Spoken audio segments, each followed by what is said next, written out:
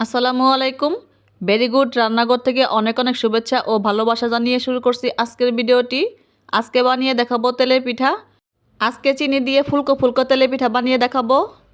পিঠা বানানোর জন্য এখানে নিয়েছি 2 কাপ চাউলের গুঁড়া। এখানে হাফ কাপের কম কিন্তু আমি ময়দা দিয়ে দেব। স্বাদ মতো চিনি দিয়ে দেব। এখন দিয়ে দেব স্বাদ মতো লবণ। কুসুম গরমের চেয়ে আর একটু বেশি পরিমাণে গরম করে নিয়েছি পানি। এই পানি অল্প অল্প দিব আর মাখতে থাকবো।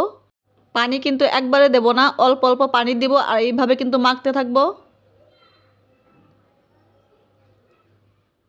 এরকম করে কিন্তু মেখে নিয়েছি। এখন কিন্তু এইভাবে ফেটিয়ে নেব 10-15 মিনিটের মতো। আপনারা চাইলে কিন্তু ব্লেন্ডারে ব্লেন্ড করে নিতে পারেন। ভালো করে কিন্তু ফেটিয়ে নিয়েছি। দেখতেই পাচ্ছেন আঠালো একটা ব্যাটার তৈরি হয়ে গেছে। এখন গরম পানি যে ছিল সেই গরম পানি দিয়ে কিন্তু একটু পাতলা করে নেব। খুব বেশি পাতলা করে কিন্তু নেওয়া যাবে না। ব্যাটারটা কিন্তু আমার তৈরি করে নেওয়া হয়ে গেছে। এটা কিন্তু আমি 1 ঘন্টার জন্য এইভাবে রেখে দেব। লোহার কড়াইয়ে তেল গরম করে নিয়েছি। তেলটা কিন্তু ভালো করে গরম করে নিতে হবে। এখন কিন্তু গোল একটা চামচ দিয়ে 1 চামচ ব্যাটার দিয়ে দেব। কয়েক সেকেন্ড অপেক্ষা করব। পিঠা যখন একটু একটু ফুলতে শুরু করবে তখন কিন্তু গরম তেলটা পিঠার উপরে এইভাবে দিয়ে দেব। তাহলে কিন্তু পিঠাটা সুন্দরভাবে ফুলে যাবে। দেখতেই পাচ্ছেন পিঠা কিন্তু সুন্দরভাবে ফুলে গেছে। এখন পিঠা উল্টিয়ে দেব। পিঠার ব্যাটার যদি সঠিকভাবে তৈরি করে নিতে পারেন তাহলে সবগুলো পিঠাই কিন্তু এরকম ফুলকো ফুলকো হবে। আর পিঠা যখন ফুলকো ফুলকো হবে তখন কিন্তু পিঠা ভিতরে কাঁচা থাকবে না। সবগুলো পিঠাই কিন্তু পারফেক্ট হবে। এই পিঠা কিন্তু আমার ভাজা হয়ে গেছে।